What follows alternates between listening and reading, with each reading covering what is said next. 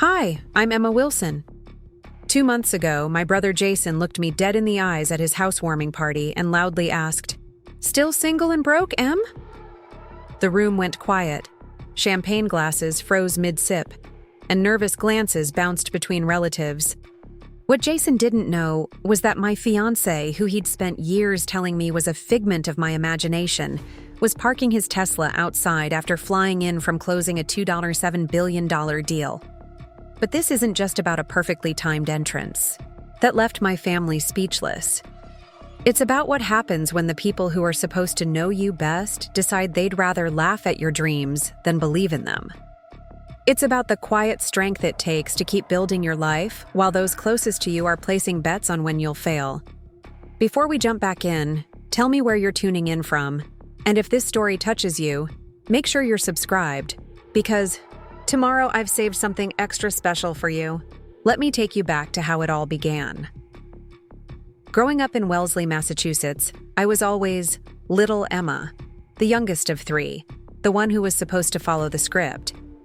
Jason, my older brother by 7 years, had mapped out the Wilson family formula for success: prestigious college, corporate job, marriage to someone equally ambitious, and a house in the suburbs before 30. He checked every box with almost military precision and made sure everyone knew it. By the time I finished college with my art history degree, Jason was already a vice president at his financial firm. At every family dinner, his achievements were the centerpiece of conversation. "Jason just closed the Peterson account," my mother would announce, passing the potatoes. "Jason and Melissa put an offer on a house in Brookline," my father would add, nodding approvingly. When I moved to New York after graduation to work at a struggling art gallery, their supportive smiles thinned. With each passing year, the questions started gentle but grew pointed. "Any promising job prospects yet, Emma?" became, "Don't you think it's time for something more stable?" which eventually transformed into, "The community college is hiring administrative assistants," delivered with my mother's special blend of concern and disappointment. I'll never forget the Thanksgiving when I was 26.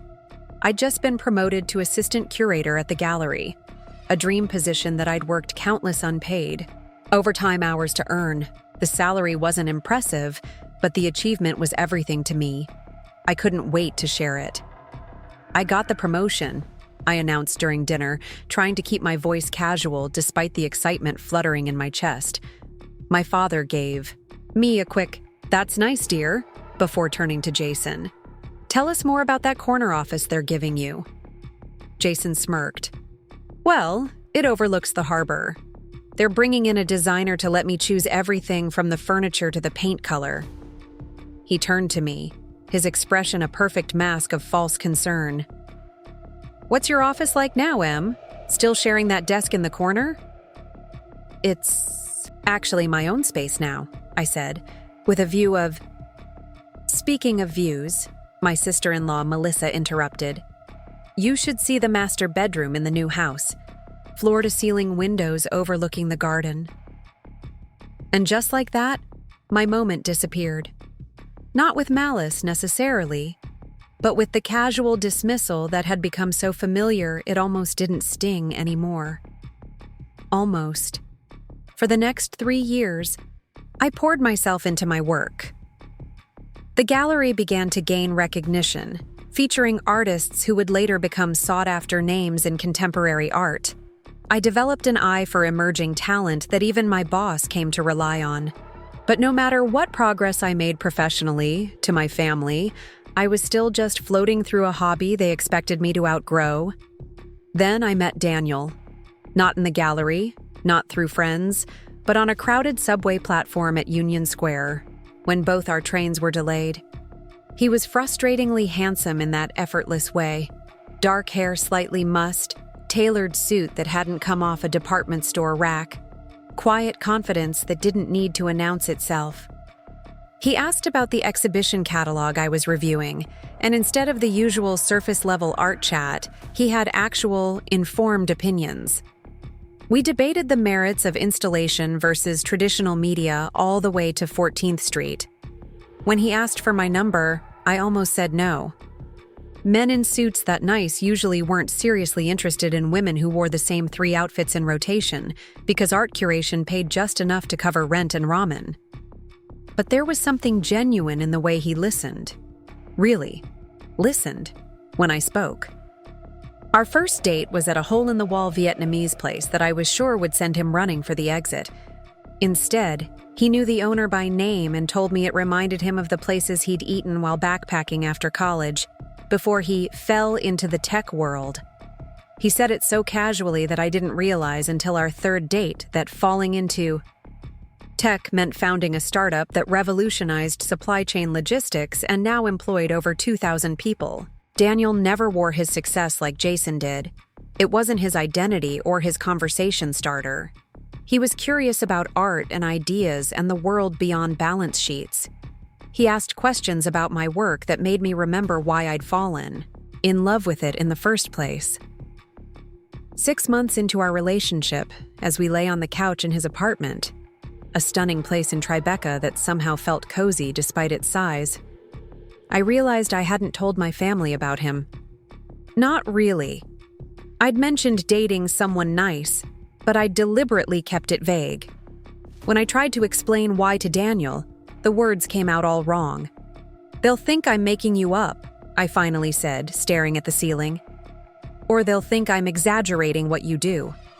Or they'll start planning our wedding and asking when I'm going to quit my job and just..." I trailed off, unable to articulate the complex tangle of emotions my family inspired. Daniel propped himself up on one elbow, looking at me with those thoughtful eyes that never seemed to judge. "You don't need their validation, Emma, but it seems like part of you still wants it." He was right, and it frustrated me that after all these years of their subtle dismissals, I still cared what they thought. I still wanted them to see me, really see me, and the life I was building. When Daniel proposed a year later, on Nadir, a quiet morning at the Metropolitan Museum of Art that he'd arranged to have opened early just for us, I said yes without hesitation. The ring was understated but exquisite. A vintage emerald that he'd chosen because it reminded him of how my eyes looked in the sunlight when I was talking about something I loved. It was the most thoughtful gesture anyone had ever made for me. I called my mother that evening to share the news. "Engaged?" she repeated, her tone carrying a note of confusion I'd expected but still found hurtful. "To the art fellow you mentioned?" That was fast. "We've been together for 1.5 years, Mom." "Have you? I thought it was just a few months." "Well, that's wonderful, honey. Does he have stable employment?" I closed my eyes, counting to 3 in my head. "Yes, Mom. He has a job." "Well, that's good. Your brother just made partner, did I tell you? They're thinking of upgrading to an even larger house now." When I hung up, Daniel wrapped his arms around me from behind. "That bad?" "Actually, better than I expected," I said, leaning back into him. "She didn't outright ask if I was making you up." Daniel laughed, but I knew he didn't fully understand. How could he? His family had celebrated his success, believed in him even when his company was just 3 people working out of a garage. They'd never looked at him with that mixture of pity and embarrassment that my family had perfected when it came to me. In the months that followed, I mentioned Daniel in family conversations, but somehow he never quite became real to them. My mother would ask questions, but then immediately forget the answers. Jason would make little comments. "I'm sure he's very nice in the art world," that managed to be both dismissive and condescending. When I tried to explain what Daniel's company actually did, their eyes would glaze over as if I was speaking in tongues. So when the invitation to Jason's housewarming party arrived, I almost didn't RSVP. It was the kind of event designed specifically to showcase his success.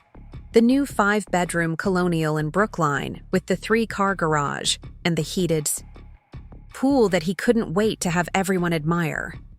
The timing couldn't have been worse. Daniel was in Singapore closing a major acquisition and wouldn't be back until late the day of the party. "You should go," Daniel said during our video call, 3 days before the event. I'll do everything I can to make it back in time to join you. You don't have to do that, I said, already imagining the smug look on Jason's face when I showed up alone again. The deal is more important. Emma, Daniel said, his voice gentle but firm. Nothing is more important than being there for you. Besides, it's time I met this brother of yours who seems to think my existence is theoretical. Even with Daniel's promise, I prepared myself to walk in alone. Preparing and narrating this story took us a lot of time, so if you are enjoying it, subscribe to our channel. It means a lot to us. Now back to the story. I chose my outfit carefully. A simple black dress that I'd found on sale but looked far more expensive, paired with the delicate necklace Daniel had given me for my birthday. I did my makeup with extra care and even splurged on having my hair done. If I was going to face the Wilson family inquisition, I would at least look my best doing it. The day of the party, Daniel texted that his flight was delayed, but he would still try to make it. I told him not to worry, that I would be fine on my own, all the while feeling that familiar knot form in my stomach. The one that appeared every time I had to face my family and their expectations. Jason's new house was exactly as ostentatious as I'd imagined. Grand colonial columns, circular driveway filled with luxury cars, perfectly manicured landscaping. Walking up to the front door felt like approaching a stage where I already knew my lines but dreaded the performance. My mother spotted me first. Emma, you made it. She air-kissed my cheeks, her eyes already scanning behind me. Alone again? Daniel's flight was delayed, I said, trying to keep my voice light. He's still going to try to make it. Of course he is, dear. She patted my arm with the exact same expression she'd worn when I was 7, and insisted my imaginary friend would be joining us for dinner. The next hour was an exercise in endurance. I smiled through conversations about Jason's promotion, Melissa's charity committee, my cousin's twins' acceptance to private preschool. I fielded questions about when I was going to find a real career and deflected comments about my biological clock with practiced ease. All the while, I kept checking my phone, hoping for a message from Daniel. I was refilling my wine glass when Jason cornered me in the kitchen, away from the main crowd of guests. So, he said, leaning against the marble countertop that I was sure cost more than 3 months of my rent. Still at that little gallery? The same one, yes, I replied, refusing to take the bait. And how's that going? Making ends meet? His tone was perfect, just concerned enough that anyone overhearing would think he was being a caring brother. I'm doing fine, Jason. Fine? He raised an eyebrow. Come on, Em. You're in your 30s now. Don't you think it's time to admit that the whole art thing was a nice phase, but maybe not a life plan? I took a sip of wine instead of answering, which he took as an invitation to continue. I know a guy at my firm who could get you an interview. For an HR position, benefits, 401k, actual adult salary. You could finally get a decent place. Maybe start saving for something better than ramen dinners. I eat more than ramen, Jason. Could have fooled me. You're still as skinny as a rail. He glanced around the kitchen, at the high-end appliances, and custom cabinetry before looking back at me. Don't you want something like this someday? Something real? The doorbell rang, but Jason didn't move. His eyes still fixed on me with that mixture of superiority and pity that made my skin crawl. And what about this mysterious fiancé of yours? Where is he tonight? Singapore, was it? Very convenient. The kitchen had gotten quieter, and I realized several nearby conversations had paused as people tuned in to our exchange. My mother had appeared in the doorway, her expression torn between wanting to diffuse the situation and burning curiosity about my answer. Daniel's flight was delayed, I repeated, keeping my voice steady. Jason laughed, the sound sharp and dismissive. Right, the flight from... where was it this time? Tokyo, London. Your fictional fiancé seems to travel a lot for an art gallery guy. He's not in art. He works in tech. I've told you this. Oh yes, tech. Very specific. And let me guess, he's too busy changing the world to meet your family? Or is it that he doesn't exist at all? Jason's voice had risen enough that the entire kitchen had gone silent. Even my father, who usually stayed out of these exchanges, was watching from his position near the refrigerator. He exists, Jason. Well, his absence speaks volumes, doesn't it? Jason gestured around the room with his champagne glass. Look, around him. Everyone else managed to bring their partners. Even cousin Liam brought his girlfriend of 3 weeks. But your fiancé of what? A year? Still nowhere to be seen. I could feel the heat rising in my cheeks. Not from embarrassment, but from a slow-building anger I rarely allowed myself to feel around my family. Before I could respond, Jason delivered his final blow, loud enough for everyone in the adjacent dining room to hear. Face it, Emma. You're 32, single, and broke, working a dead-end job and making up stories about some rich boyfriend to save face. It's getting sad. We're all worried about you.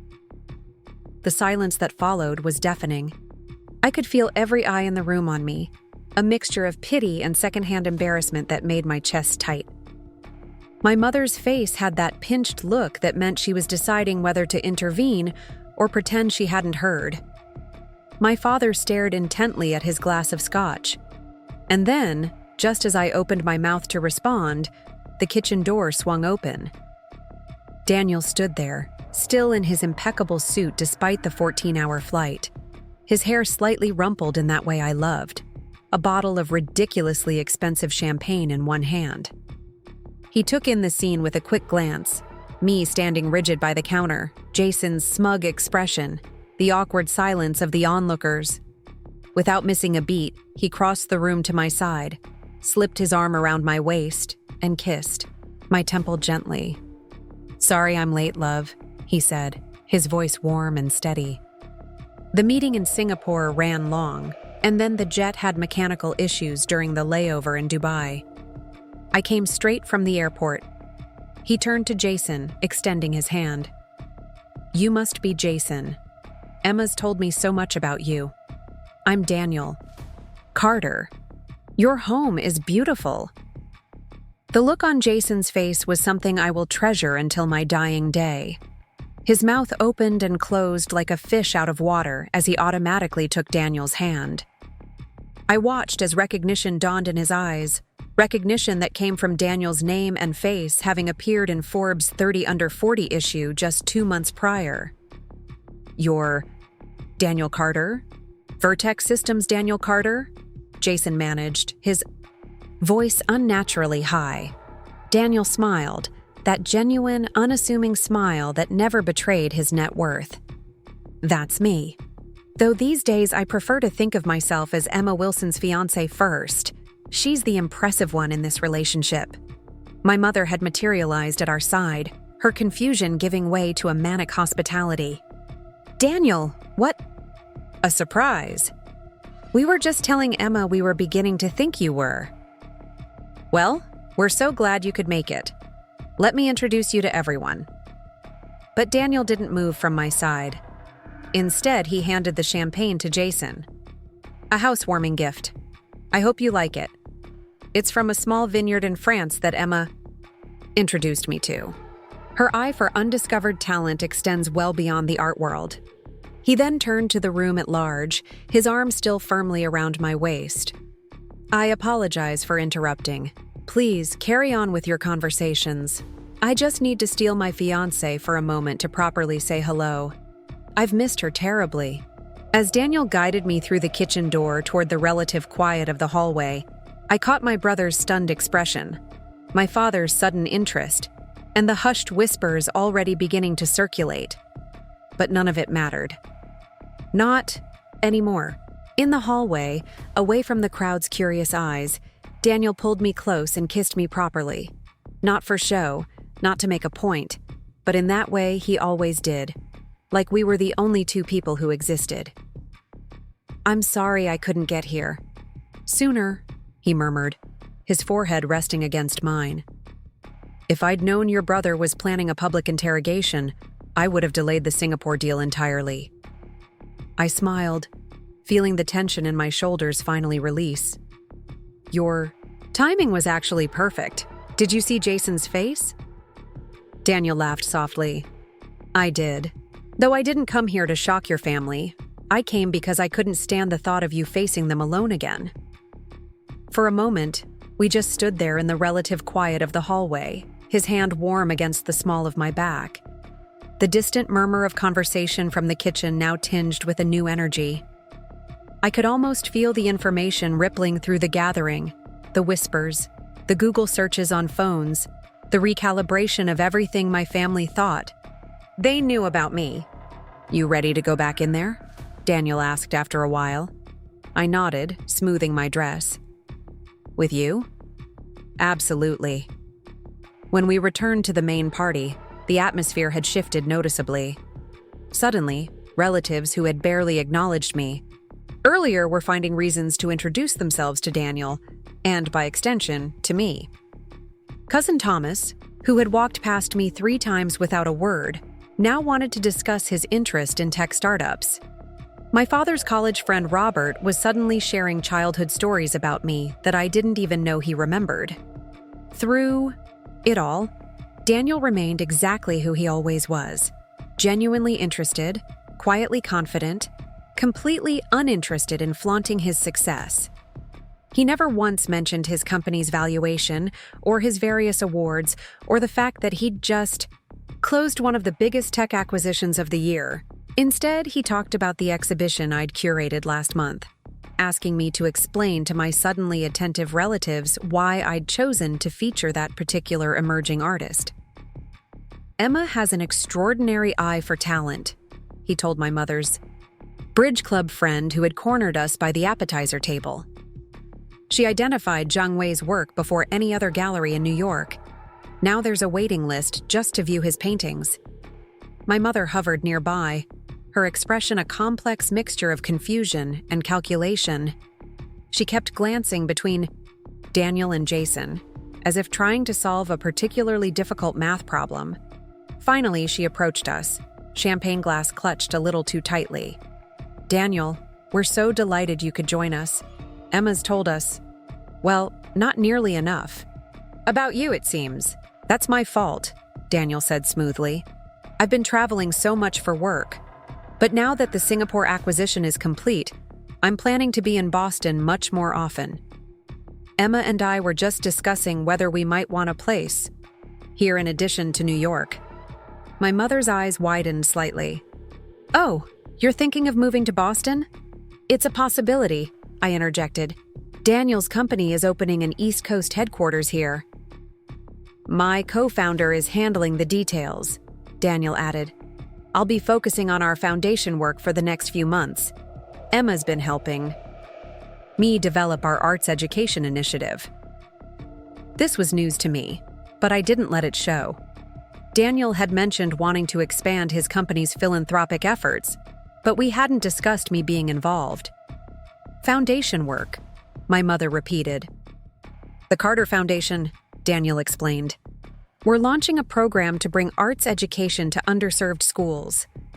Emma's expertise has been invaluable in shaping the curriculum. Her understanding of how art impacts cognitive development is remarkable. My mother looked at me with an expression I'd never seen before, something almost like reassessment. Before she could respond, my father appeared at her side, finally emerging from wherever he'd been hiding since Daniel's arrival.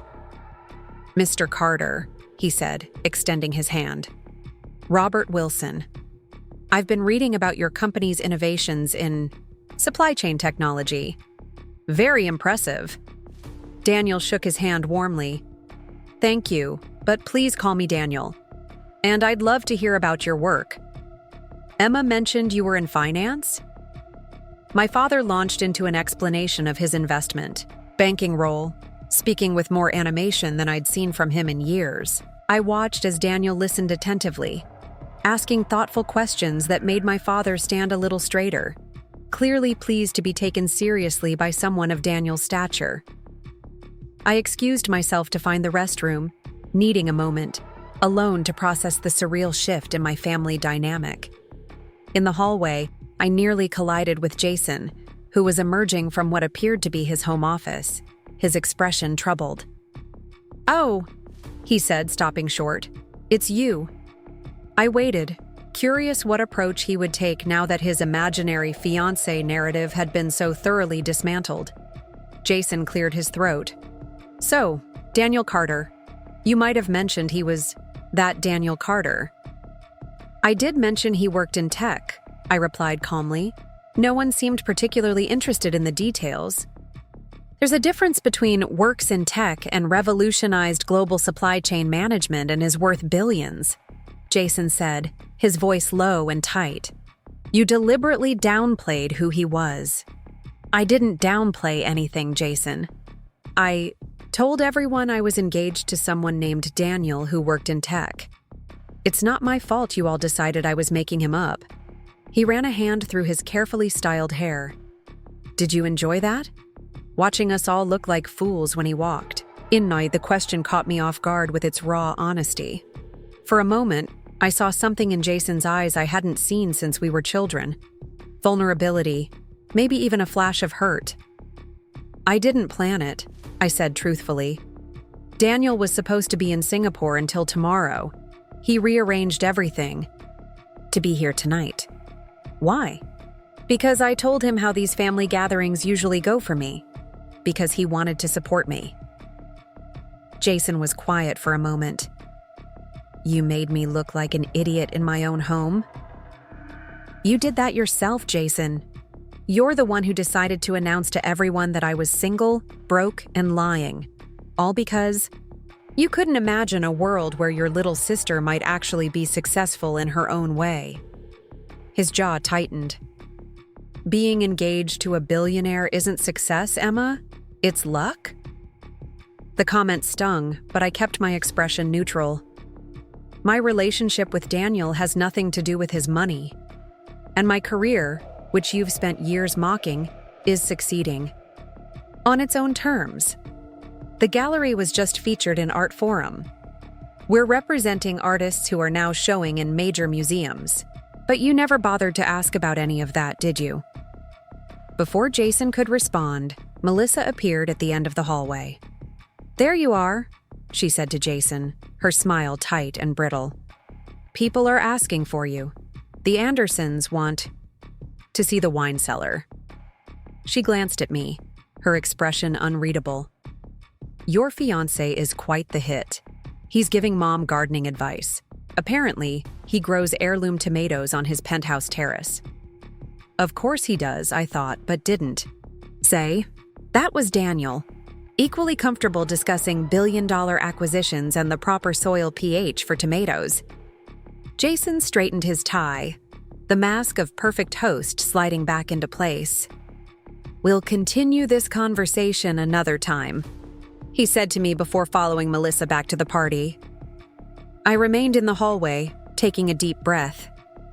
Part of me had imagined this moment for years. The vindication, the shocked faces, the sudden respect. But now that it had happened, I felt strangely hollow. What did it say about my family that they only valued me now that I was associated with someone successful in terms they understood? When I returned to the main room, I found Daniel engaged in conversation with my elderly Aunt Patricia, who was showing him photos of her cats on her phone. He was examining each picture with genuine interest, asking questions about their personalities and habits. Aunt Patricia, who normally spent family gatherings complaining about her arthritis to anyone unfortunate enough to sit near her, was laughing like a schoolgirl. As I approached, Daniel looked up and his entire face brightened. That look, the one that made me feel like I was the most fascinating person in any room, was what had drawn me to him from the beginning. Not his success, not his wealth, but the way he saw me. "Emma," he said, reaching for my hand, "your aunt was just telling me about her remarkable cat Fitzgerald, who apparently can predict when it's going to rain. He gets very vocal the night before a storm," Aunt Patricia confirmed, patting Daniel's arm. Such a delightful young man you've found, Emma. Very attentive. I smiled. I think so too. The rest of the evening passed in a similar fashion. Daniel charming my relatives, me watching as my family recalibrated their perception of me in real time. My mother kept finding reasons to mention Emma and Daniel in conversation, as if practicing the sound of our names together. My father actually asked about my latest exhibition, though I noticed he seemed more interested when Daniel mentioned its commercial success than when I described the artistic merits. By the time we were ready to leave, nearly 3 hours later, the dynamic had shifted so dramatically that my mother actually hugged me goodbye. Not the usual air kiss, but a real embrace. "You must both come for dinner next week," she said, still holding my hands after the hug. "Something intimate. Just family. I want to hear all about the wedding plans." "We haven't set a date yet, Mom," I reminded her. "Well, these things take time to plan properly," she said, as if she'd been supportive of the engagement all along. "Especially with someone like Daniel. I imagine it will be quite an event." I caught Daniel's eye over my mother's shoulder and saw the hint of a smile. We both knew our actual plan was a small ceremony, possibly at that Vietnamese restaurant where we'd had our first date. "We'll check our schedules," I promised, not committing to anything. As we walked to Daniel's car, the Tesla that had caused a minor sensation when the valet had pulled it around, I felt a complex mixture of emotions. Vindication, yes, but also sadness and a strange sense of grief for the relationship I'd never had with my family. Daniel waited until we were inside the car, the quiet luxury enclosing us like a cocoon, before he spoke. "You okay?" I leaned back against the leather seat, exhaling slowly. "I'm not sure. That was a lot." "You handled it beautifully," he said, taking my hand. "Though I'm sorry I missed the lead-up to the kitchen confrontation. I have a feeling you were standing your ground just fine before I arrived." I smiled weakly. "I was trying to. It's just exhausting, you know? Years and years of being dismissed, and suddenly everyone's hanging on my every word because my fiancé is in Forbes." Daniel didn't start the car immediately. Instead, he turned toward me, his expression serious. "I meant what I said in there, Emma, about you being the impressive one. Your family might not have seen it before tonight, but I saw it the moment we met." "On that subway platform?" I asked, remembering how frazzled I'd been that day, running late after staying at the gallery to finish an installation. "You were so passionate about that exhibition catalog, challenging that artist's interpretation of his own work," Daniel said, smiling at the memory. "You didn't care that I was in a suit or that everyone else on that platform was staring at their phones. You saw something that mattered to you and you engaged with it fully. That's rare, Emma. That's special." I felt tears threatening and blinked them back. I think what bothers me most is that they never saw that. They never even tried to see it. "Some people can only value what they already understand," Daniel said quietly. "Your family understands money, status, conventional success. They didn't have the vocabulary to appreciate what you were building. And now?" He squeezed my hand. "Now they might develop that vocabulary, or they might not. But either way, it doesn't change your worth." We drove back to the hotel in comfortable silence. Daniel had booked us a suite at the Four Seasons since we'd planned to spend the weekend in Boston, possibly looking at properties if tonight went well. The immediate dismissal from the valet staff, who clearly recognized Daniel despite his attempts to be low-key, was a stark contrast to the treatment I usually received when visiting Boston alone. In the elevator, Daniel loosened his tie and leaned against the wall, fatigue finally showing on his face. I'd forgotten how exhausting it is to be Daniel Carter CEO for an entire evening. Usually I tap out after an hour and let my PR team take over. I laughed. "You were definitely on tonight. I've never seen you talk so much about the company's European expansion." Your uncle kept asking very specific questions about our stock projections. I think he was hoping for insider trading tips. Daniel smirked. I may have deliberately misled him about our Q3 earnings release. The elevator doors opened directly into our suite, a perk of the presidential level that still felt surreal. To me. Daniel had traveled like this for years, but I still experienced a childlike awe at the sheer luxury of these spaces.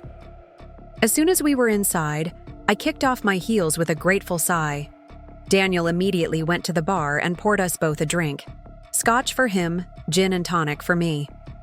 We moved to the sitting area where floor-to-ceiling windows offered a spectacular view of Boston Common illuminated at night. So, Daniel said, settling beside me on the sofa, that was your family. In all their judgmental glory, I confirmed, taking a long sip of my drink. Though tonight was their best behavior, believe it or not. I believed every word you've ever told me about them, but seeing it firsthand was. He trailed off, searching for the right word. Intense? Uncomfortable? Absurd? Educational, he decided. It helped me understand some things about you. I raised an eyebrow. Like what? Like why you triple-check everything before you present it. Why you downplay your accomplishments. Why you were so reluctant to let me help with the East Village Arts Initiative, even though it aligned perfectly with what you wanted to achieve. I hadn't realized he'd noticed those things.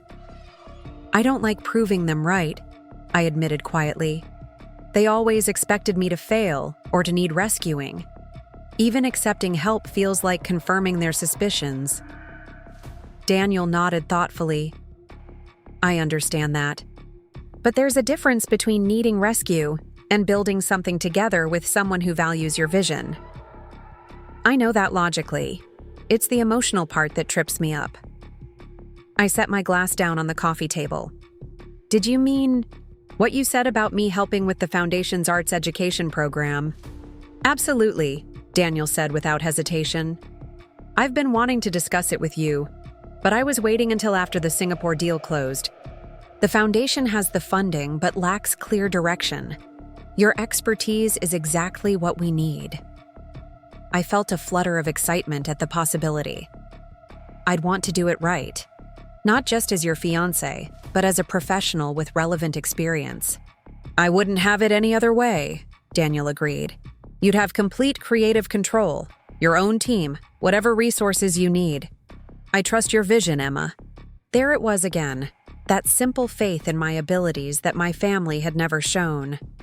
With Daniel, it wasn't about proving myself. It was about building something meaningful together, each of us bringing our strengths to the table.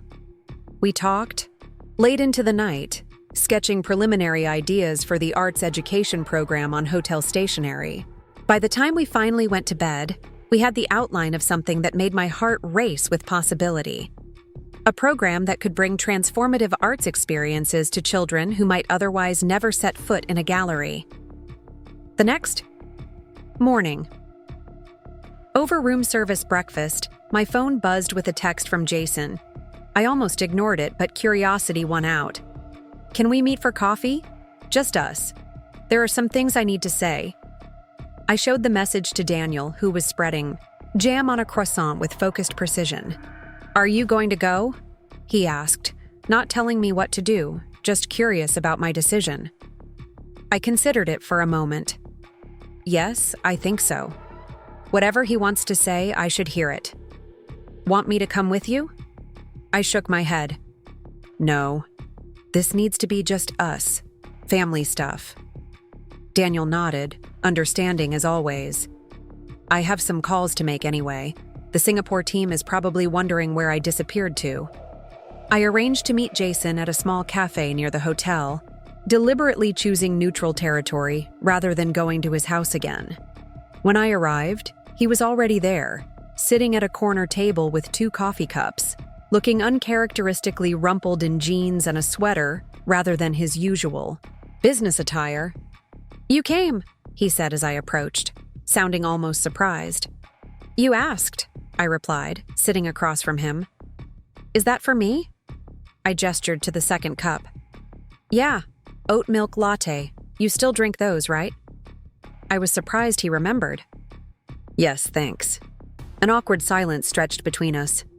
Jason fidgeted with a sugar packet, tearing it open and then closing it again without using it. I owe you an apology, he finally said, the words coming out in a rush. What I said last night was cruel and completely out of line. I took a sip of my latte, neither accepting nor rejecting his apology yet. Why did you say it? Jason looked up, clearly not expecting the question. I don't know.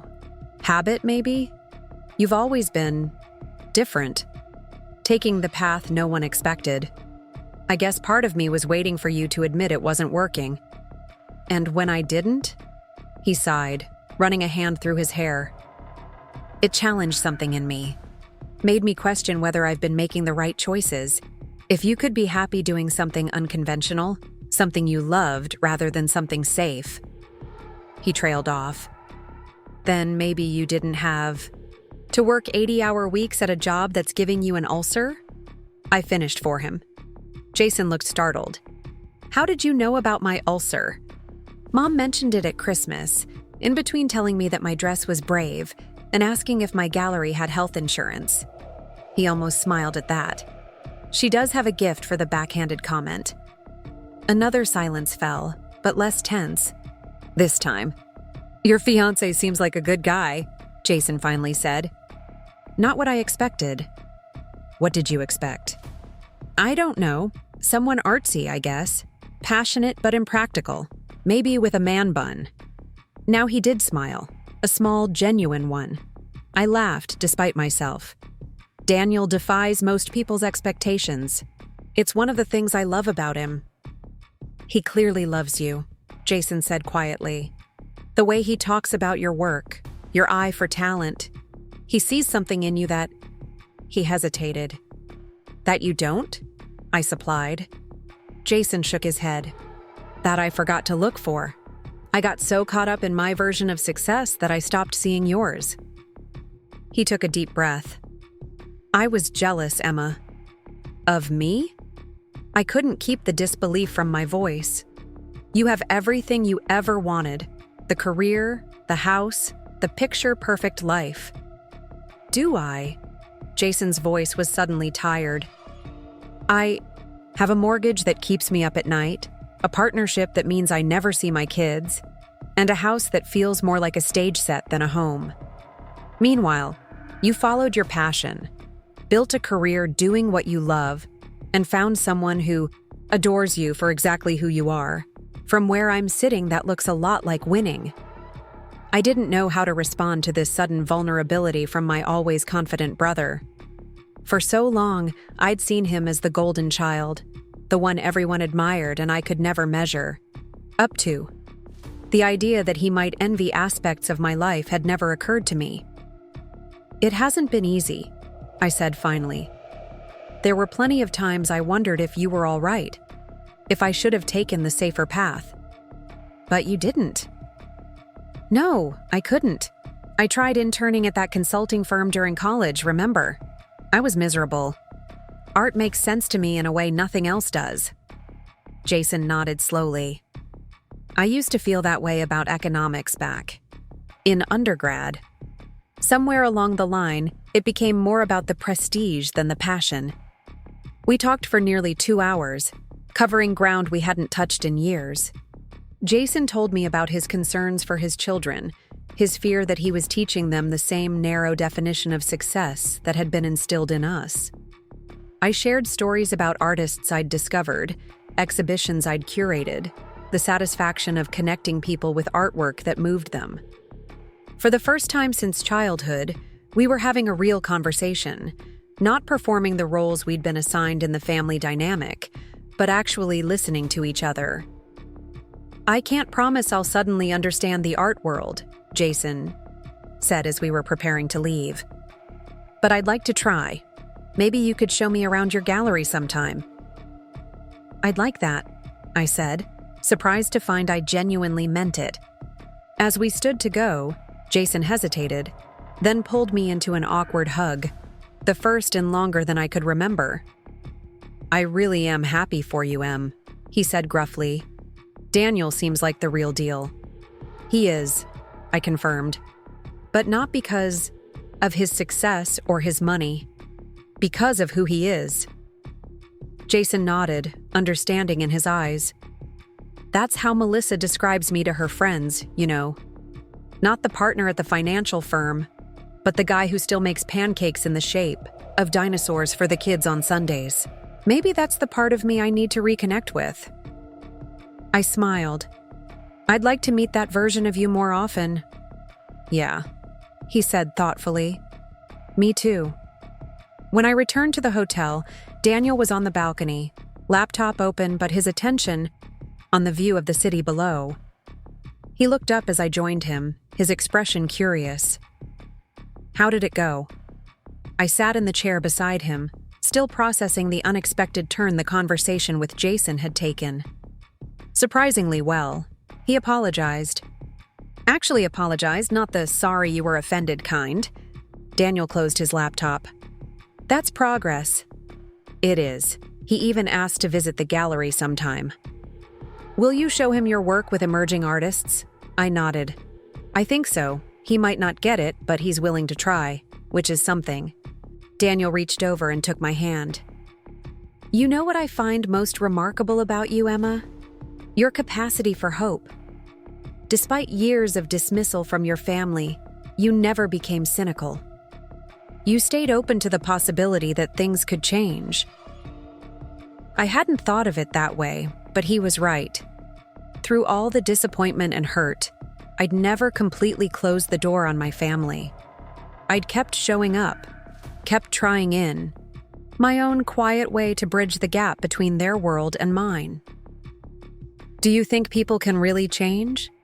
I asked, thinking of Jason's newfound vulnerability, my mother's sudden interest in wedding plans she'd previously doubted would ever exist. Daniel considered the question seriously. "I think they can if they want to. Your family has just had their worldview significantly challenged. Some of them will adapt and grow from it. Others will probably revert to old patterns once the shock wears off. And how do I navigate that?" He squeezed my hand. "The same way you always have, with grace and authenticity, but now maybe with firmer boundaries and higher expectations." I leaned back in my chair, feeling the warm spring sun on my face. Below us, Boston continued its Saturday rhythm. Joggers circling the common, tourists queuing for swan boats, locals brunching at sidewalk cafes. It was strange to think that in just 24 hours, my family dynamic had shifted so dramatically. "I've been thinking," Daniel said after a comfortable silence, "about the Boston property. And I'm not sure it's necessary. We're happy in New York. The company can establish the East Coast office without me being here full-time." I turned to look at him. "You don't want to be closer to my family?" Daniel smiled. "I want to be wherever makes you happiest. If reconnecting with your family is important to you, we'll make it work. But I don't want you to feel obligated to move closer just because they're suddenly more accepting."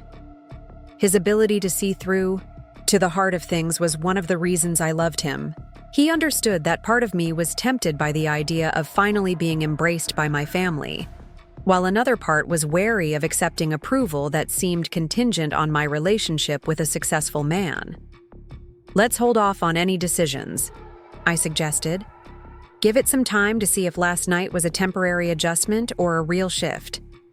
"Wise as always," Daniel agreed. Though I did like that converted warehouse space in Cambridge we looked at online. "It had good light," I admitted. And it's close to that Vietnamese restaurant you liked when you had meetings at MIT last year." Daniel grinned. "Priorities, Ms. Wilson. Always priorities." Later that afternoon, as we were packing to return to New York, my phone lit up with notifications. My mother had tagged me in a family photo from the party, something she'd never done before, with a caption that read, "So wonderful to finally meet Emma's fiancé Daniel. A proud mom, art my girls, of her family." I showed it to Daniel, who raised an eyebrow.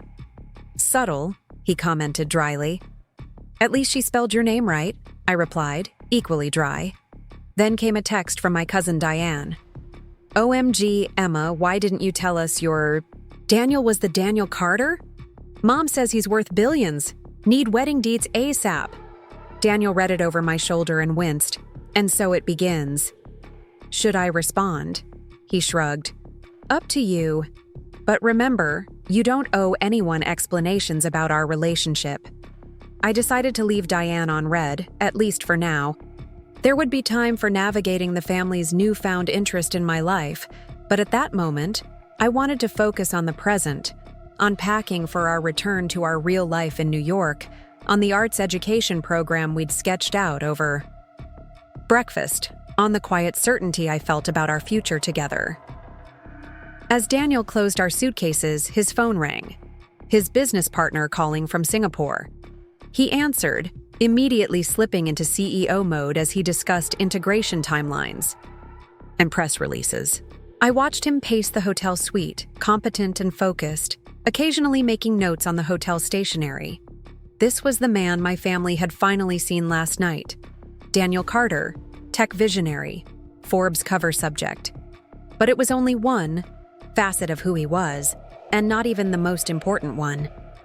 They hadn't seen him making coffee at 2 a.m. while I finished a grant proposal for the gallery. They hadn't seen him patiently teaching neighborhood kids how to code in the community center near his first office. They hadn't seen him crying during Inside Out or singing off-key to 80s power ballads during our road trip to Rhode Island. Maybe someday they would see those versions of Daniel too. Maybe someday they would understand that our relationship wasn't about status or money or proving anyone wrong. It was about finding someone who saw all of me, my passion for art, my stubborn independence, my quiet ambitions, and loved me not despite these things, but because of them. For now, though, I was content with the knowledge that I no longer needed their validation. I had built the life I wanted, with the person I chose, on my own terms, and that was success by any definition worth having. 3 weeks after Jason's housewarming party, the dust had begun to settle. I was back in New York, immersed in preparations for a new exhibition featuring emerging Taiwanese artists, when my phone buzzed with a text from my mother. It was the 5th one that week, each message more enthusiastic than the last. "Just saw Daniel on Bloomberg discussing sustainable supply chains. So articulate. Are you two free for brunch when we visit next weekend? Your father's college roommate? Richard has a summer home in the Hamptons we could all visit." I set my phone down without replying. This newfound interest in my life, specifically the parts that intersected with Daniel's success, felt surreal and uncomfortable. For years, I'd craved my family's approval, their acknowledgement that my path had value. Now that I had their attention, it felt hollow, directed not at me, but at the reflected glow of Daniel's achievements. Another message from the Karen Wilson. "Fan club?" Daniel asked, entering the living room of our Tribeca loft with 2 mugs of coffee. He'd taken to calling my mother's sudden barrage of communication the Karen Wilson Daniel Carter Appreciation Society, his gentle humor making the situation more bearable. Brunch invitation.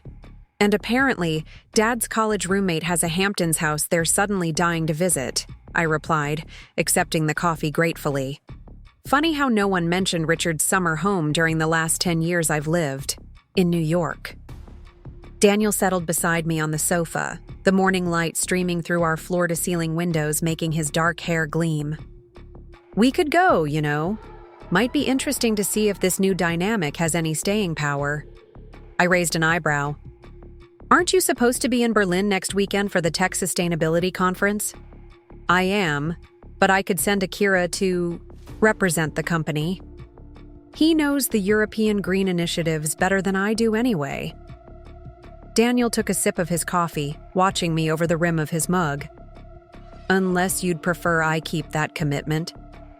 The question lingered between us, and I found myself uncertain of the answer. Part of me wanted to test this new family interest, to see if it went beyond superficial curiosity about Daniel's wealth and status. Another part recoiled at the idea of subjecting Daniel to my family's thinly veiled social climbing. "I have a counter-proposal," I said finally. "You go to Berlin as planned. I'll invite them to the gallery opening Thursday night. It's a professional setting where I'm in my element, not playing the role of successful man's fiancé." Daniel nodded thoughtfully.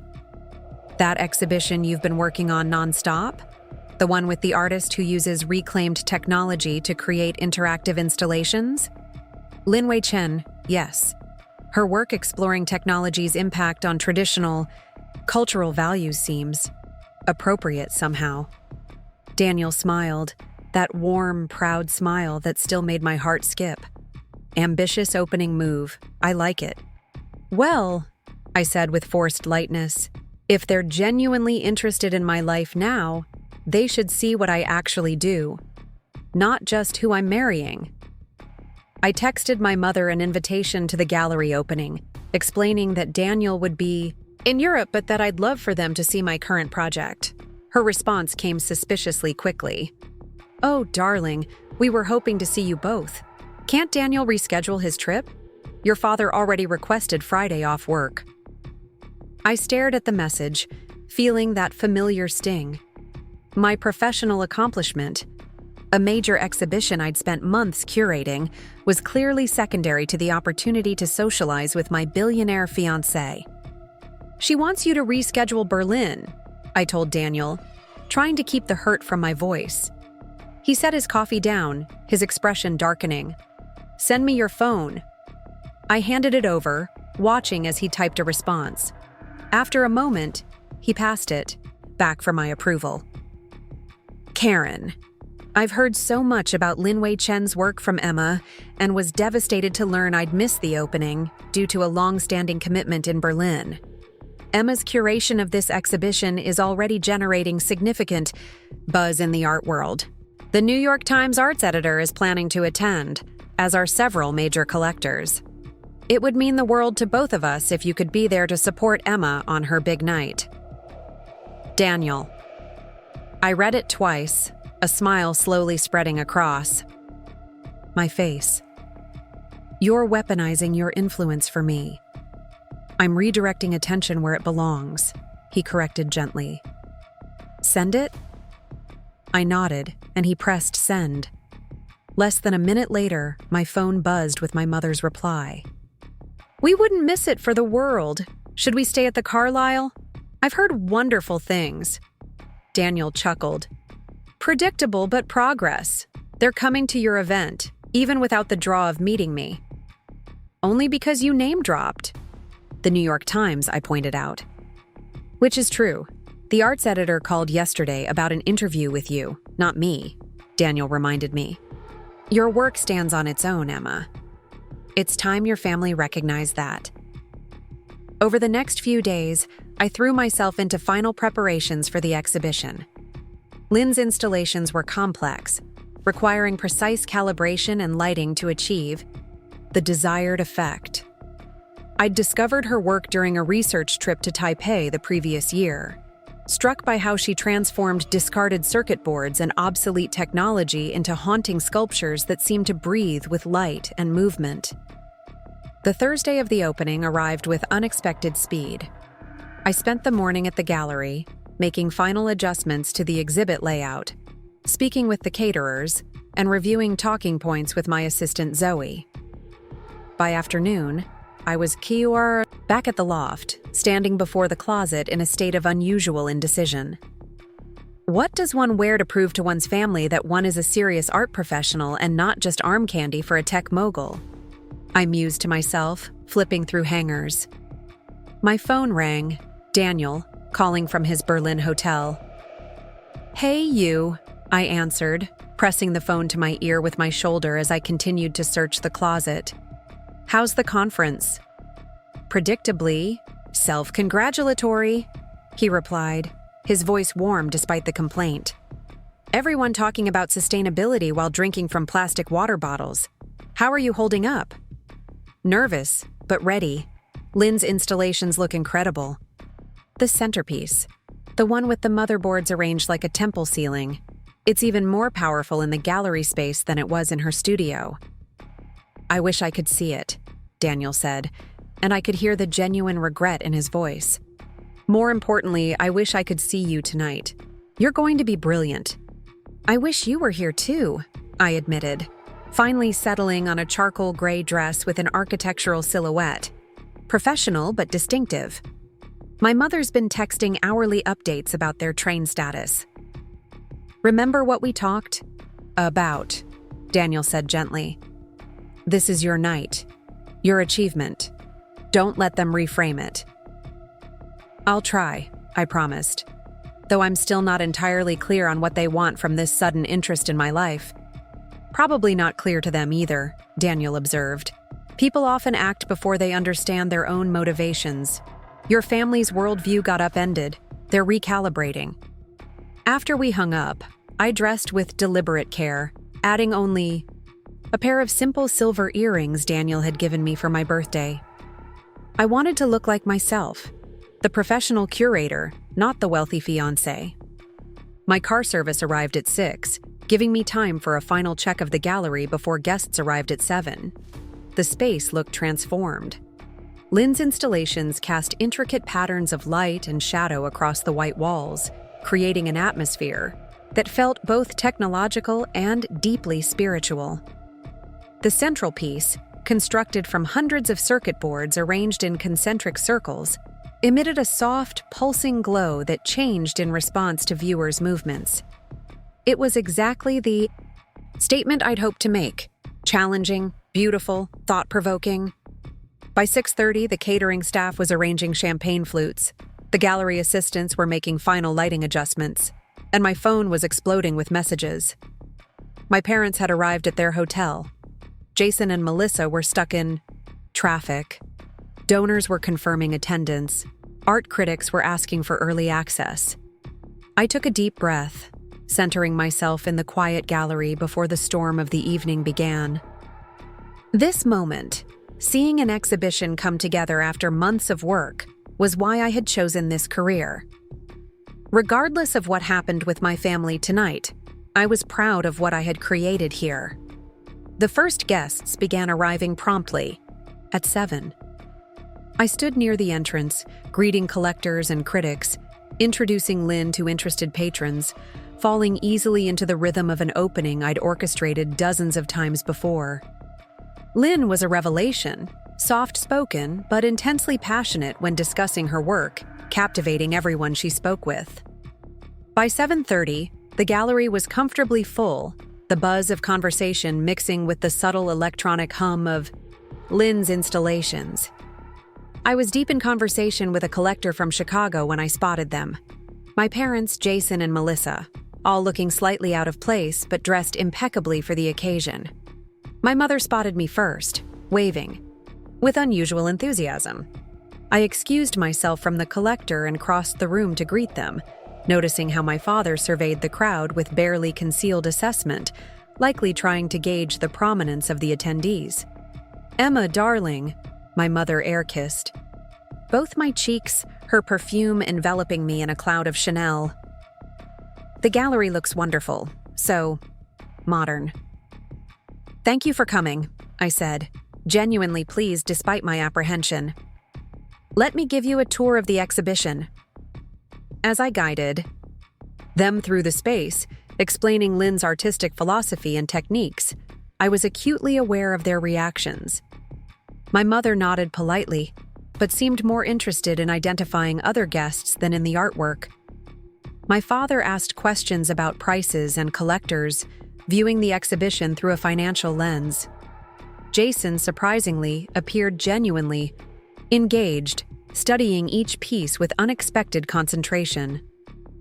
"This one," he said, stopping before the central installation. "It's like a technological mandala, isn't it? Traditional form, contemporary materials." I couldn't hide my surprise at his insightful observation. That's exactly what Lynn intended. She's exploring how ancient spiritual practices can coexist with our digital reality. Jason nodded, still studying the piece. It's beautiful, unsettling, but beautiful. Melissa, standing slightly apart, looked uncomfortable. "Is Daniel coming later?" she asked, glancing toward the door. "No, he's at a conference in Berlin," I explained, watching my mother's face fall slightly. "But he's been incredibly supportive of this exhibition. He was one of the first people to recognize Lynn's potential." "Oh," my mother said, her disappointment poorly concealed.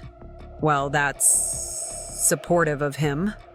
I was about to respond when I was interrupted by Eliza Chen, the arts editor from the New York Times, the very one Daniel had mentioned in his text. "Emma, the exhibition is extraordinary," she said, touching my arm. "Lynn's integration of post-consumer technology with traditional Taiwanese religious iconography is groundbreaking. I'd love to feature it in Sunday's section."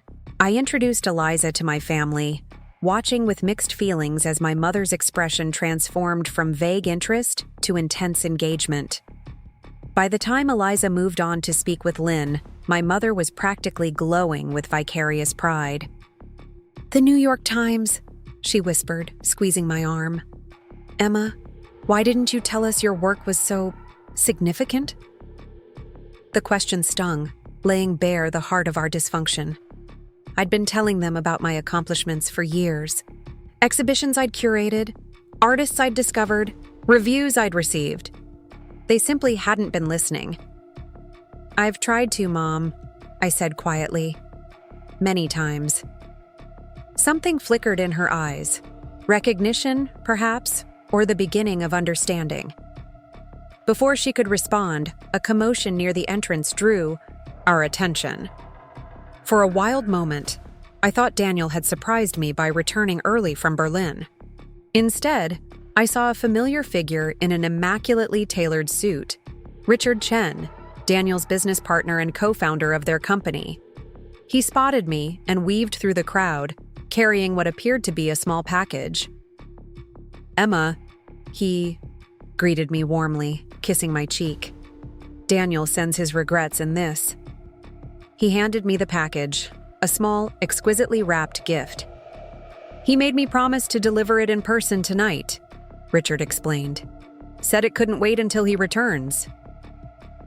I introduced Richard to my family, watching with a mixture of amusement and irritation as my mother's social antennae went into overdrive. Within minutes, she'd established that Richard had attended Harvard with my father's nephew, lived in the same building as her friend Susan's daughter, and served on a charity board with my father's golf partner.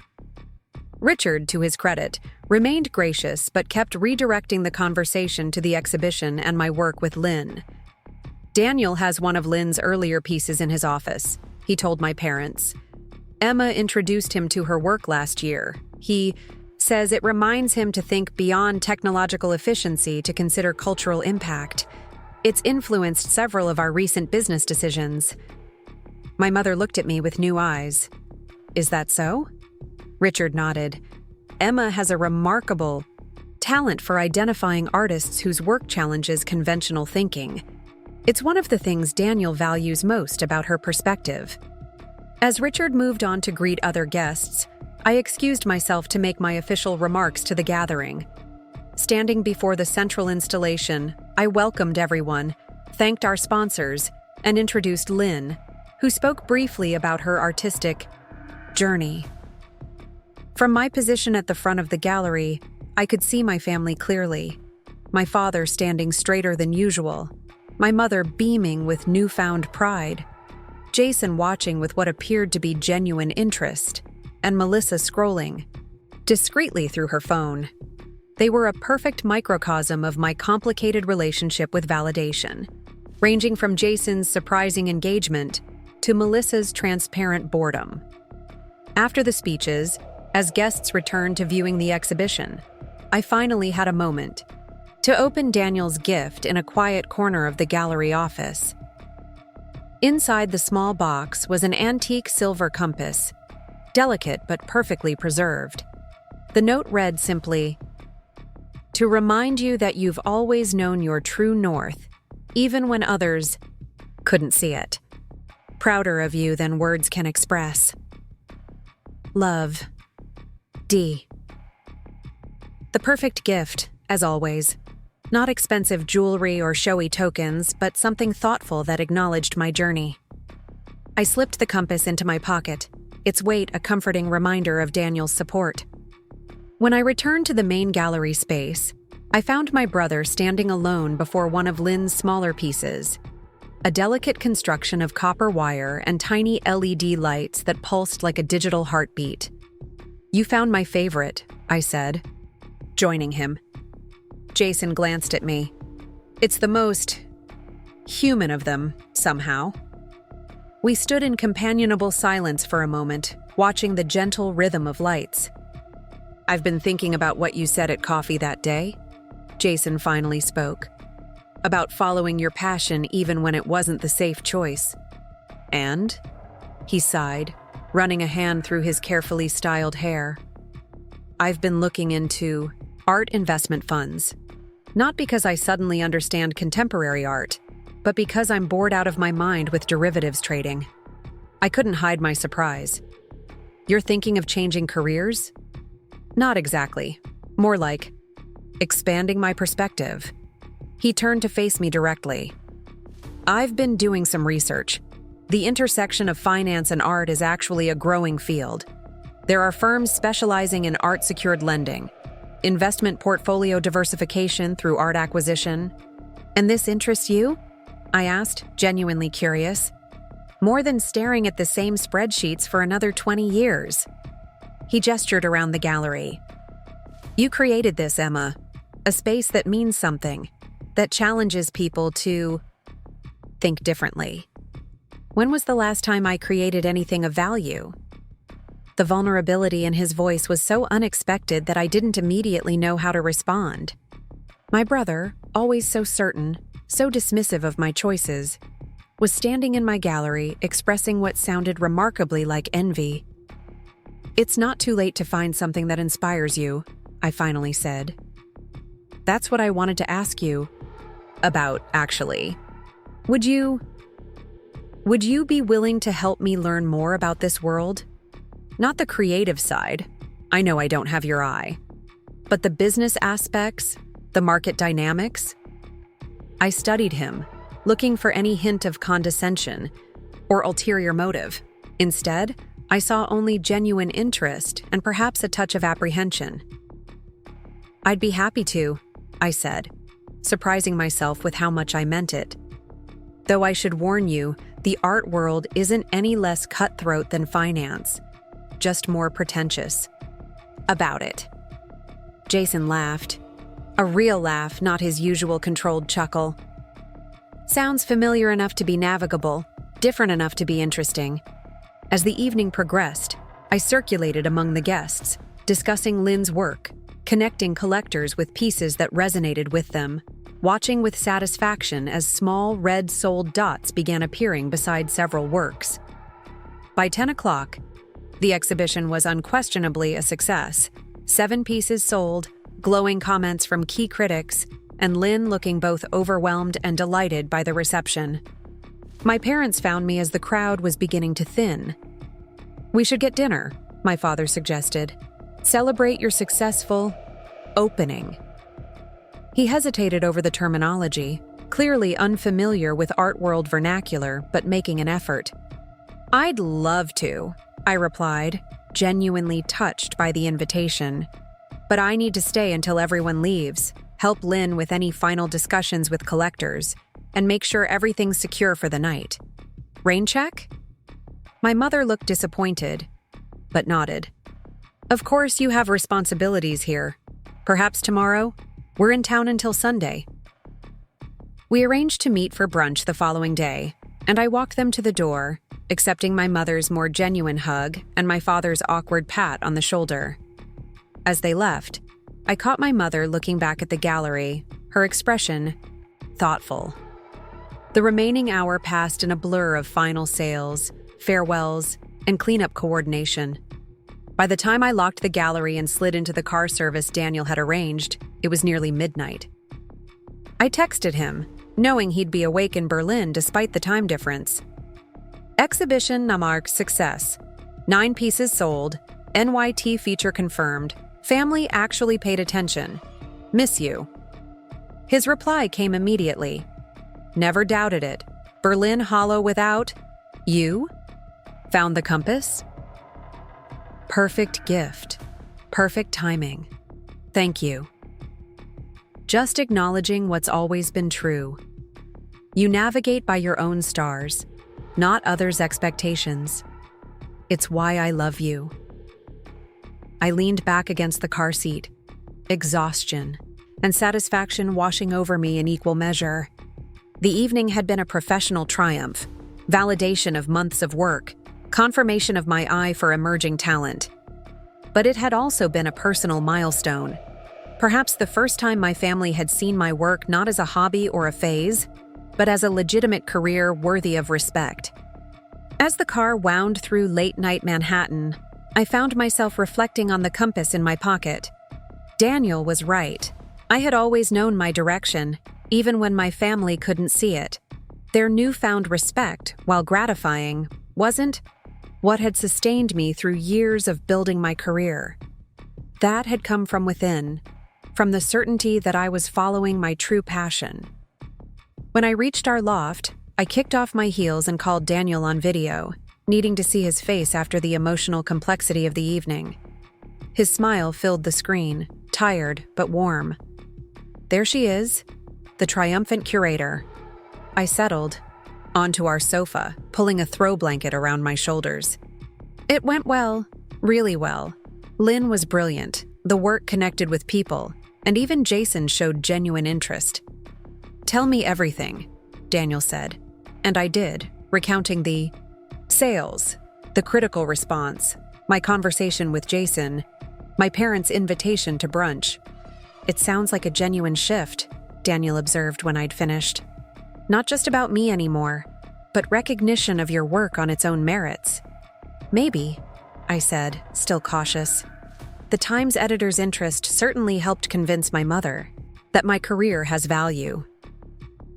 External validation is often the bridge people need to cross before they can offer genuine support, Daniel said thoughtfully.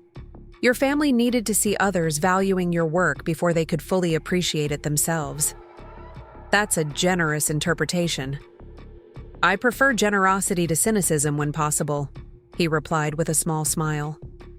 Speaking of which, how's the Arts Education Foundation project coming along? Any further thoughts since our late-night brainstorming session? The question redirected my thoughts to the future rather than the past, to the arts education initiative Daniel had mentioned, to my mother, which had evolved from casual conversation to serious planning over the past few weeks. I've been researching similar programs, identifying gaps in their approaches, I told him, energized despite my fatigue.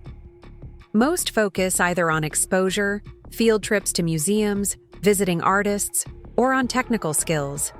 Few address the critical thinking and emotional intelligence aspects of arts education. That's where your program would be different? I nodded, warming to the subject. Art isn't just about creation or appreciation. It's about learning to interpret the world, to understand context and meaning, to express complex ideas in nonverbal ways. These are fundamental skills that transfer to every aspect of life. You're passionate about this, Daniel observed. I am, I admitted. Maybe because I remember how art saved me during those painful adolescent years when I felt so out of place in my own family. The school art teacher who told me my perspective mattered, who encouraged me to trust my own eye rather than following trends. She changed my life. You could do that for other kids, Daniel said softly. Create space for them to trust their own vision, even when it differs from expectations.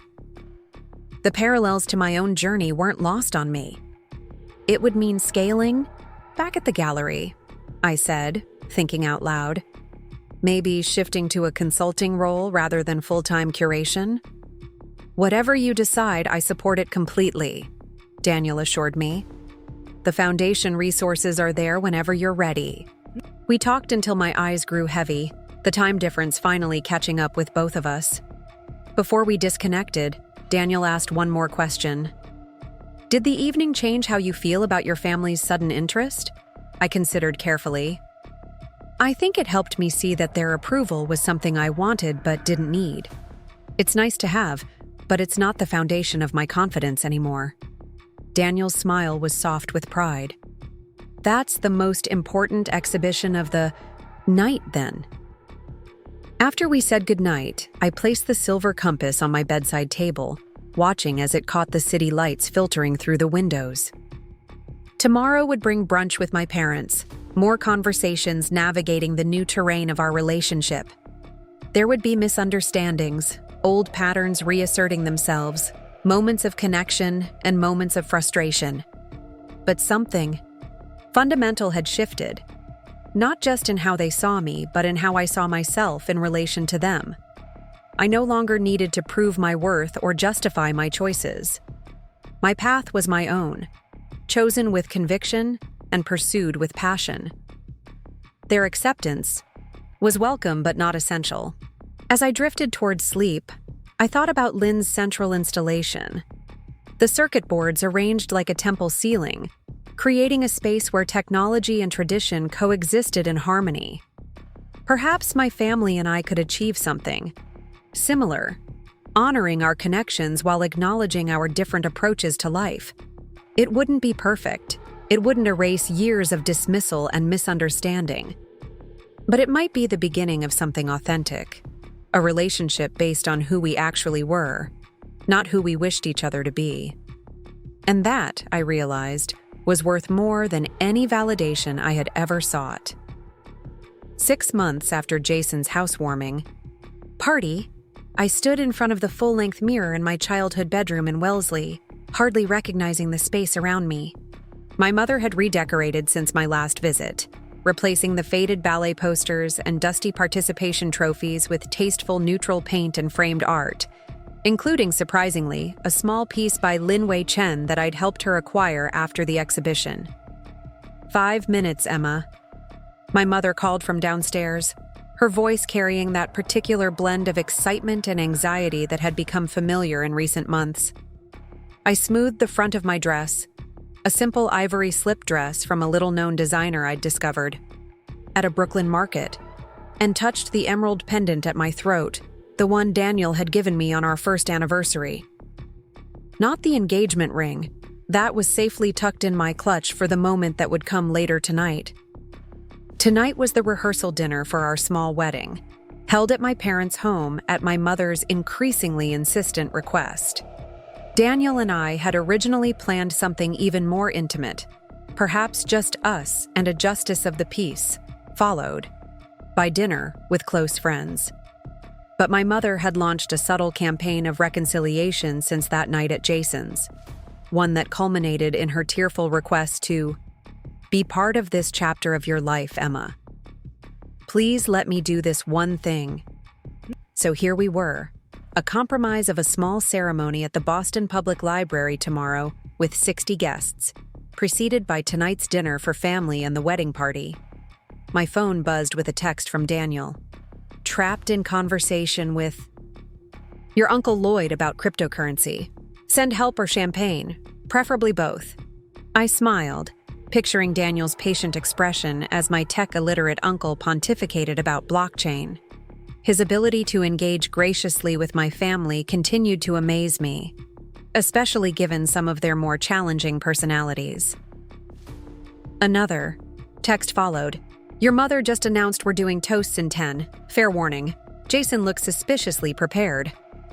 That was unexpected.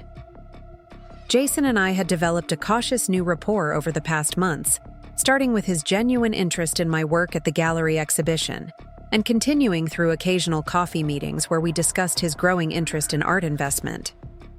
While our relationship had improved, I wouldn't have expected him to volunteer for a toast. I took one last look in the mirror, strengthening my resolve for the evening ahead. This was the final threshold, returning to the house where I'd grown, up feeling perpetually misunderstood, but now as a woman confidently choosing her path, marrying a man who valued me precisely for the qualities my family had once dismissed. When I descended the stairs, I immediately spotted Daniel across the crowded living room. Despite the many successful people gathered, partners from my father's firm, executives from Daniel's company, gallery owners, and artists from my professional circle, he remained the calm center of attention without seeking it. He looked up as I reached the bottom step, his expression softening in that way that still made my heart skip. "There you are," he said, excusing himself from my uncle and meeting me at the foot of the stairs. "I was beginning to think you'd escaped through your bedroom window."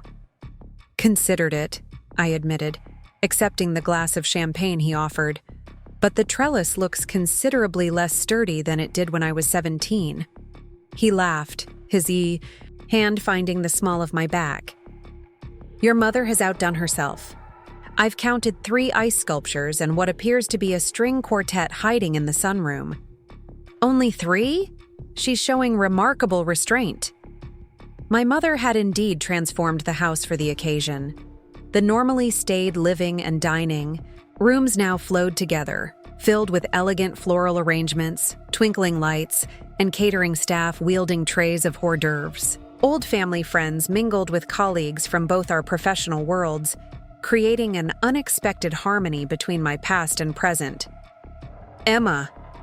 My mother appeared beside us, looking unusually radiant in a deep blue dress she'd consulted me about 3 separate times.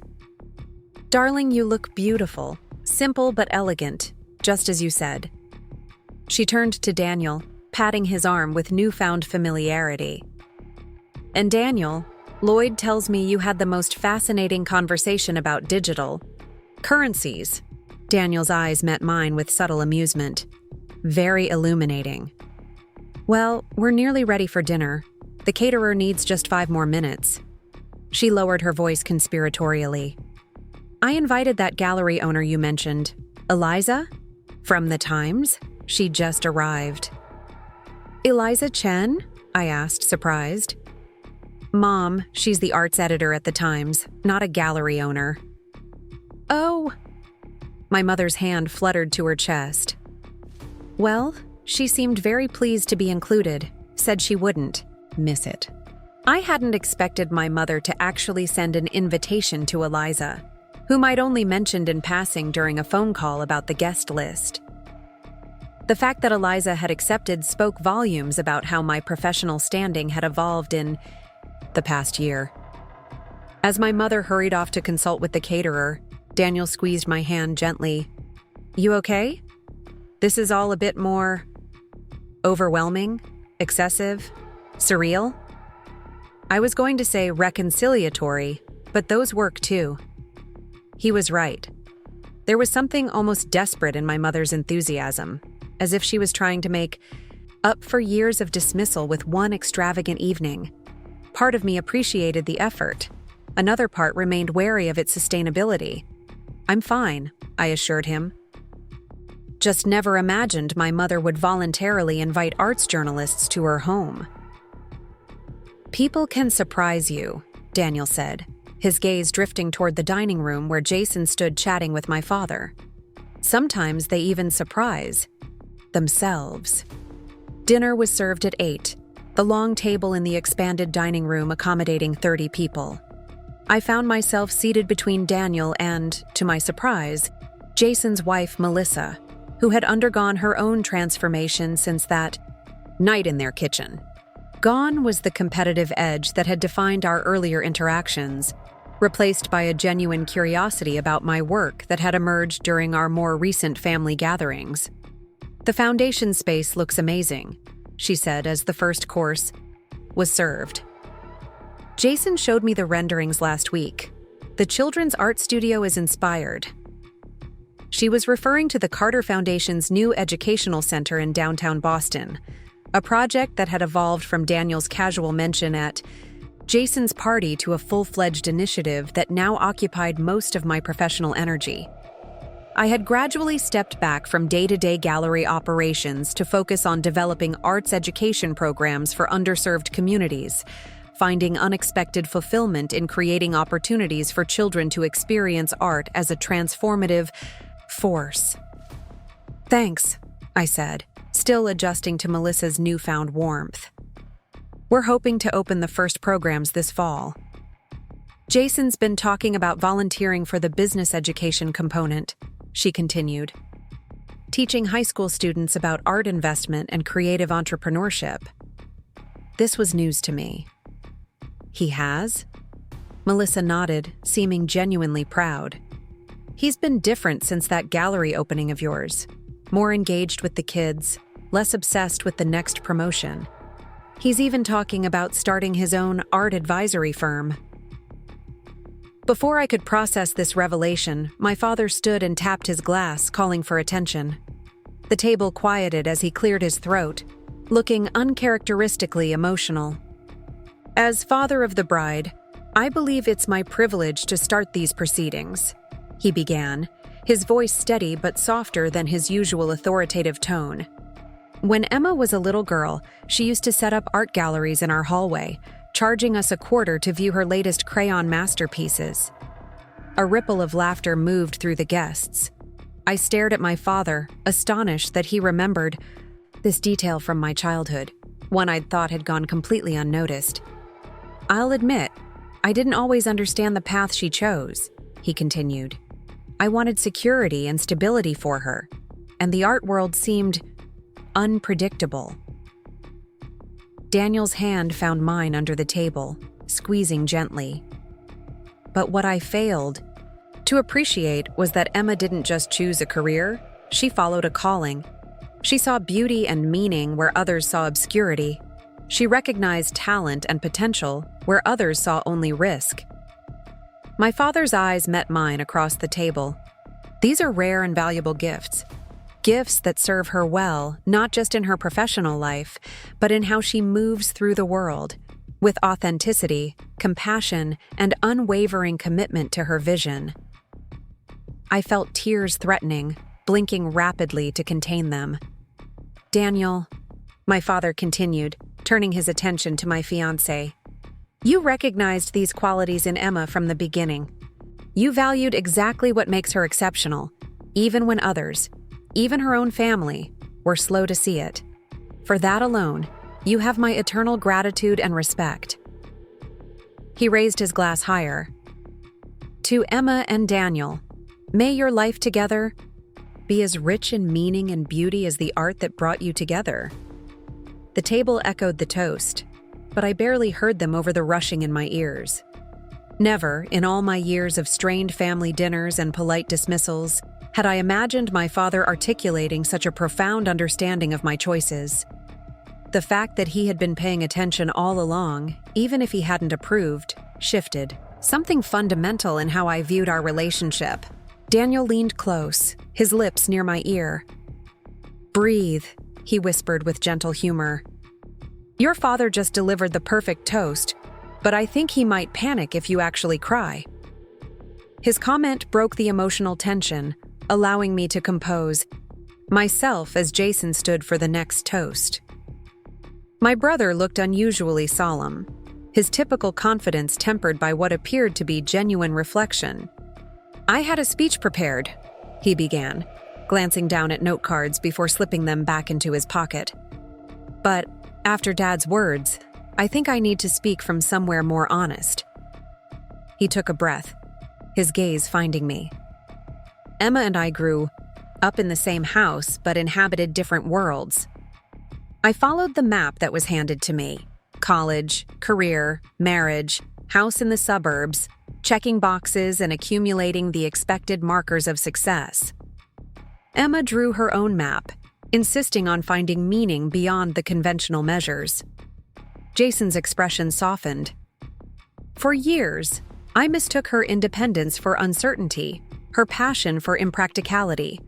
I thought my path was the only legitimate one, and I treated her choices with a dismissiveness I'm deeply ashamed of now.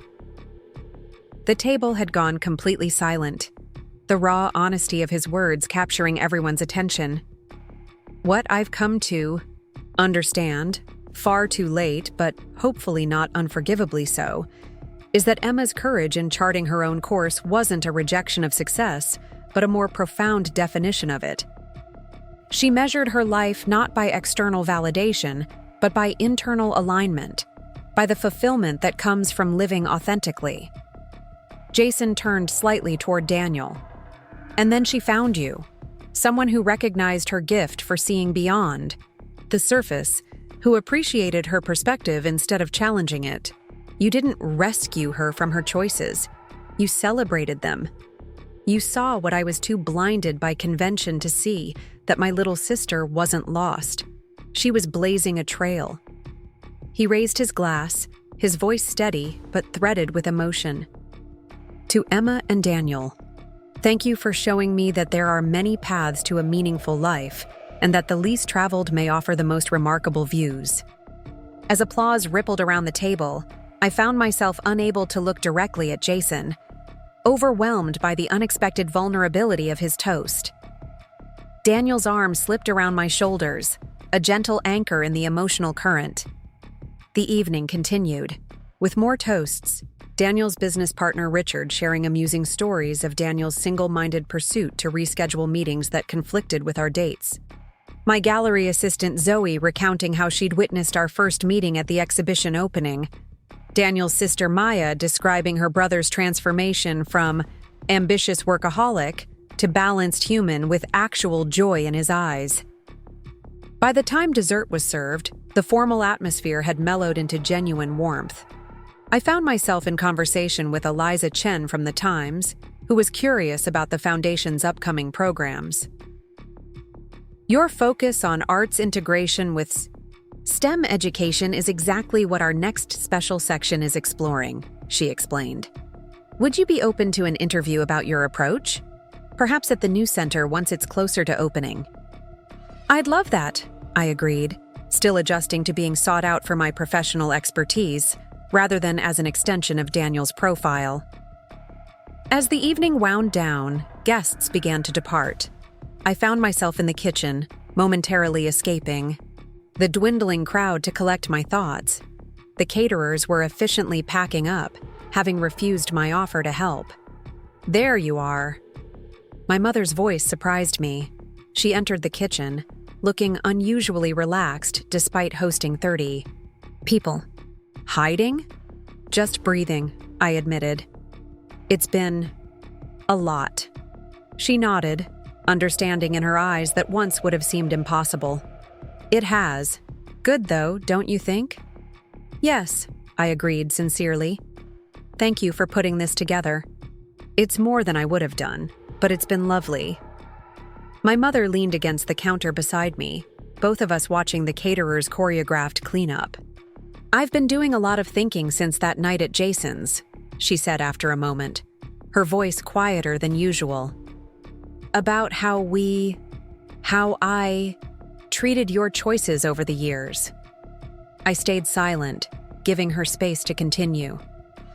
I was afraid for you, she admitted. The art world seemed so precarious, so dependent on other people's subjective opinions. I wanted something solid for you, something that couldn't be taken away by changing tastes or economic downturns. I understand that, I said, and I did. Her concern, however misguidedly expressed, had come from a genuine place. But I confused safety with happiness, she continued. I imposed my own fears on your dreams.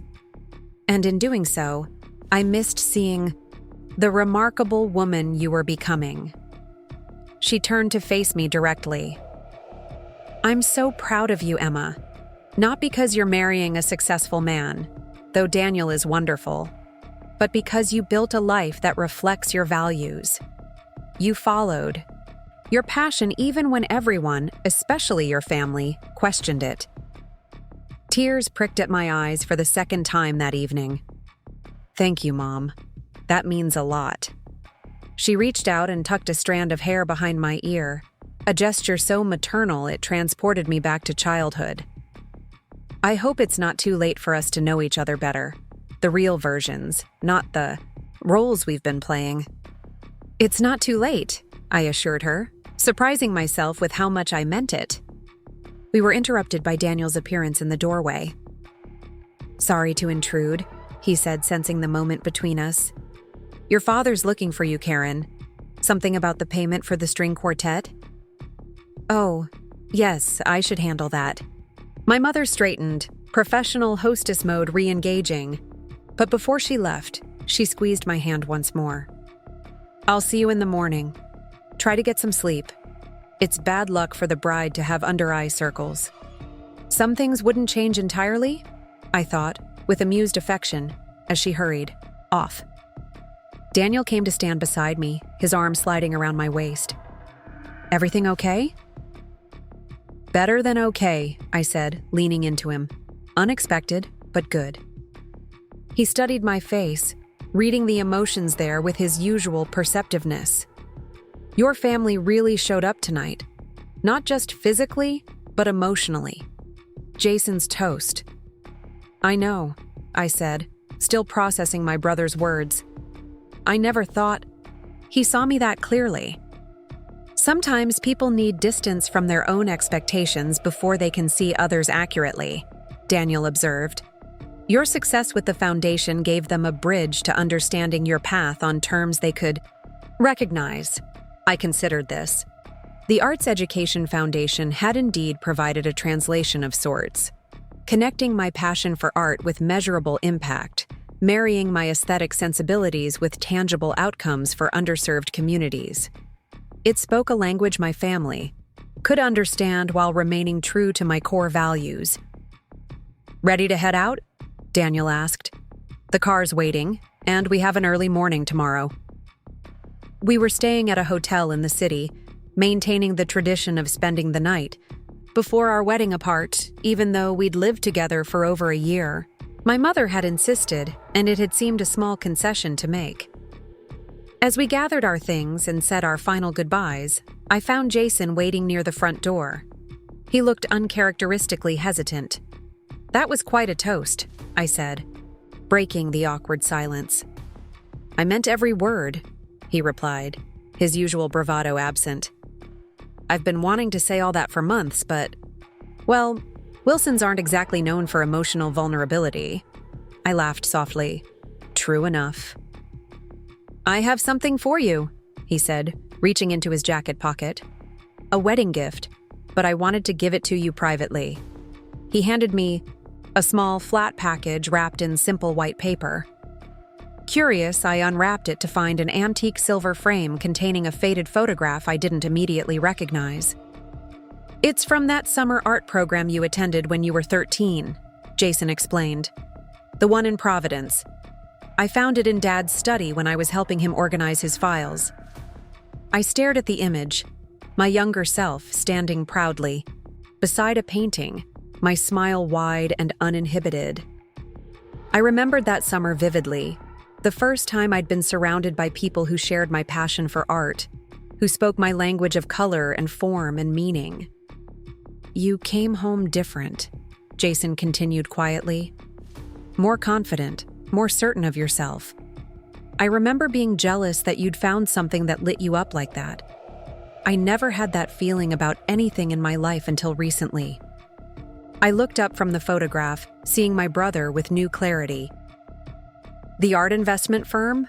Is that real? He nodded. Very real. I've secured initial funding and have 3 clients already. It's terrifying and exhilarating in equal measure. Jason, I'm happy for you. I should have listened to you years ago, he admitted. About following what genuinely interests you rather than what looks impressive on paper. Better late than never, I offered with a smile. He returned the smile, then surprised me with a quick, awkward hug. I'll see you tomorrow. Try not to overthink everything, as is your habit. As Daniel and I finally settled into the back of the car, I held the framed photograph in my lap, thinking about the long, circuitous journey from that earnest 13-year-old to the woman I'd become. Penny for your thoughts, Daniel said, as we pulled away from my childhood home.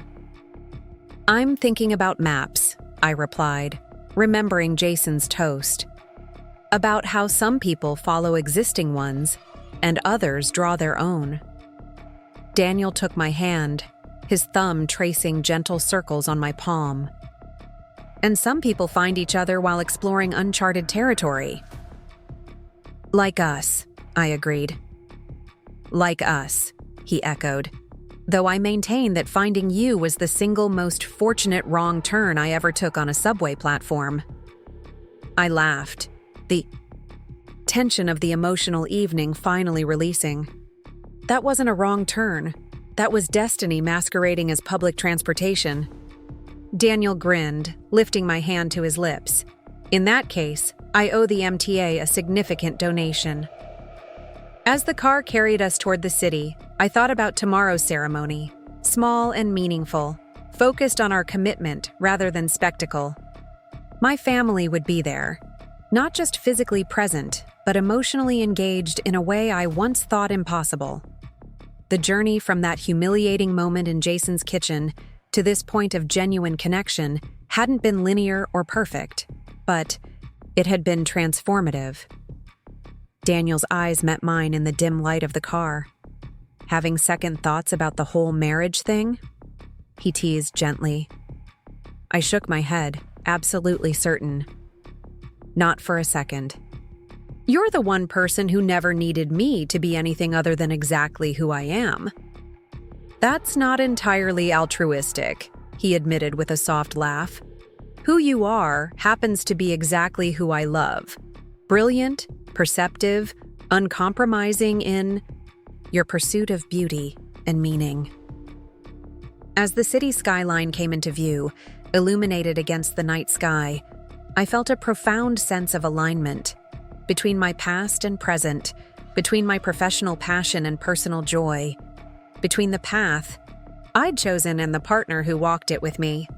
Tomorrow would mark a new chapter, but the story remained fundamentally mine, one I had written with determination despite doubts from those who should have believed in me first. The validation of my family, while healing, wasn't what defined my success. That had come from within, from the courage to follow my own compass, to trust my vision even when others couldn't see it. Daniel's steady presence beside me wasn't the culmination of that journey, but a beautiful continuation of it, a partnership built on mutual respect and genuine appreciation for each other's authentic selves. As we arrived at the hotel, the night concierge greeted us by name, congratulating us on our upcoming wedding. Daniel thanked him warmly, his hand never leaving the small of my back as we crossed the lobby.